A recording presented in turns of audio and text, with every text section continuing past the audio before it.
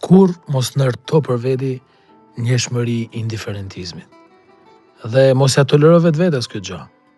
Për arsye se nuk e meriton me e qujt vetin të pavlerë, me zhvlerësu vetvetin, me hek ato meritat e cilësitë që ke. Fakti që njerëzit nuk merren me ty ose nuk kushtojnë kohë, kjo nuk do të thonë që ti nuk vlen. Ti vlen për ma tepër. Ti vlen ma shumë për vetë faktin se Zoti e din se kush je, të njeh, ka bat, ka kriju, ka pron këtë botë dhe ka plane me ty. Ka me ta dhënë ai vlerën çdo ditë.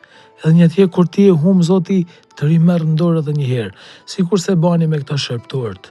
Doli thirrri të parë, ranu i di me to deri edhe me të fundit dhe tek e fundit i dha shpërblimin.